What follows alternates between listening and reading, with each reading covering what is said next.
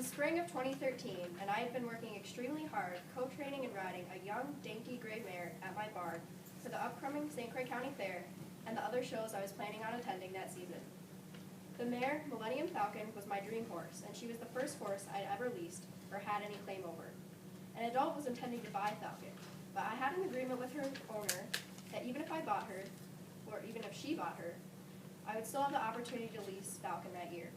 But 1 week before the first show of the season, the adult and her children had an argument with the barn's owner and left, taking Falcon with them, along with all my hopes and dreams for that year. I was stuck riding a spunky middle-aged mare that I had ridden a couple years before, but it still wasn't the same. Our show results were terrible, as I had had almost no practice with her before the show season began. My inner perfectionist was there the whole time, insisting that I should have done better, gotten that first place ribbon, made it to the jump-off, turning myself into my own worst critic.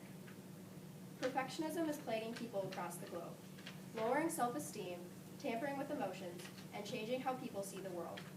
Although perfectionism is not always bad, it can help a person pay better attention to detail or push a person to do their best the first time around. So what really is perfectionism? Because the dictionary says perfectionists won't accept anything or any standard short of perfection, but perfectionism is more than that. It can escalate to the point where the victim has eating disorders, self-harm or drug issues, and obsessive-compulsive disorder, and even intention of committing suicide. So the real question is, at what point does a person suffer from too much perfectionism? Before it can be said that a person has too much perfection, what does it mean to be a perfectionist in the first place? Number 1, you are always eager to please, but you are your own worst critic in everything you do. Number 2, procrastination and more procrastination. You usually put things off until the last minute and then get upset when your final product isn't how you want it to be. Number 3, you bask in the failure of others who are not perfectionists like yourself.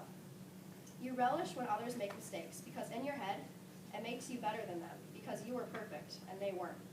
Without these small moments of victory, you feel like a complete and utter failure. Number 4, you're a black and white thinker. You either succeed or you don't. Things are either right or wrong, good, bad, black, white. In the real world of perfectionism, there is no in-between. Number 5, very reclusive. You don't like to or even have a hard time connecting with others. You feel as if other people only value you for your high levels of achievement and nothing else. Number 6, you're overdramatic. You take everything very literally and personally. You don't know when to take a joke or lighten up. Number 7, defensive. Because you tend to take everything very personally and you don't like to joke around, you snap at people and always have something to say in defense if a casual comment was said and you find it offensive. Number 8, there is always more to do, more to accomplish. And because of this, many people confuse perfectionism with workaholism. Perfectionists have very powerful ambition and drive, but they tend to take everything too seriously. Number 9, you're afraid of being a disappointment to others. Your whole life revolves around what other people think of you, so one of your utmost fears is becoming a disappointment and ruining your perfect image and reputation. Number 10, you have 2 sides to yourself, the perfect you that the world sees, and the you that is locked inside, full of shame, turmoil, and fear. You always put on a brave face for anyone besides yourself, but you break down when you're alone. The worst part of all is that 9 of these 10 traits applied to me 2 years ago. I've always been a perfectionist, but it was starting to hold me back in life, so I knew I had to cut down. So how does perfectionism originate in the first place? Is it contagious, or is it generated all on our own? Well, typically neither. Perfectionism almost always starts at a young age, and it sprouts and grows from the high expectations of teachers, parents, or even fellow peers. Perfectionism can even be a result of being rewarded with little praise from the people you look up to, or living in someone else's shadow, like an older sibling. Once perfectionism has sprouted, it only continues to grow into a full-fledged problem unless some action is done to stop or overcome it. Now, I have very wonderful parents, teachers, and friends in my life, but they have always expected a lot from me. And I started to think more about the end result of success and not the process it took in getting me there. In this way, my perfectionism began to escalate until it was almost spiraling out of control. Perfectionism can cause many side problems, such as eating disorders, self-harm issues, and drug issues, obsessive-compulsive disorder, and even intention of committing suicide. Because you believe you're not good enough, or you don't fit the standards well enough to be liked or appreciated by others. So you start to take drastic measures to make yourself a more acceptable human being. And you start to starve yourself because you believe you're too fat, or you start to do drugs to take your mind off problems and escape from reality. Obsessive-compulsive disorder, or OCD, which is usually caused by perfectionism, can make a person very rigid and controlling, which only makes a perfectionist condition worse. Sometimes suicide can even be a result of perfectionism. As perfectionists get so depressed, they decide they can't go on any longer. Because of this, perfectionists are much more likely to die a premature death than others who are not. I never had any self-harm issues, but I was and still am now, although only a little obsessive-compulsive. But my life was no fun anymore. I was too uptight and rigid about everything, and my performance was starting to reflect that. My levels of achievement at home, at school, and even through my horseback riding piano lessons were starting to plummet, as perfectionists are more likely to get imperfection in their lives, because they try too hard and get opposite results. I knew something had to be done, and ever since then, I've been working hard to release some of my inner perfectionists, so that I can enjoy life and receive more positive performance levels in the areas and stages of my life.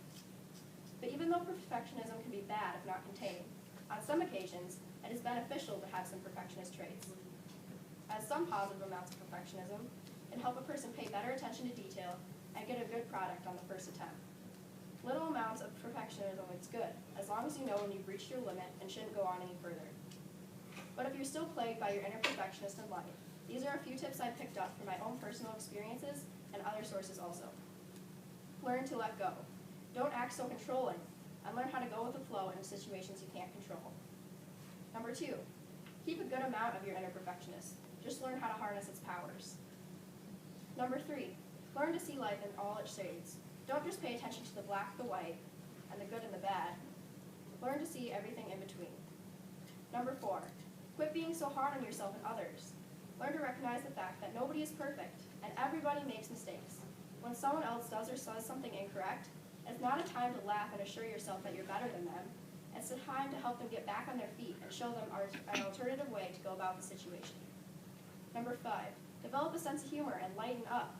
Learn to appreciate the little jokes in life and don't take everything so seriously. Number 6, repeat to yourself that not all mistakes are catastrophes, at least as long as you learn from them. And embrace failure. Making a mistake is not the end of the world, and your friends, family, and teachers should not think any less of you if you do make mistakes. Number 7, let your artistic side shine. Embrace creativity and don't do everything by the book.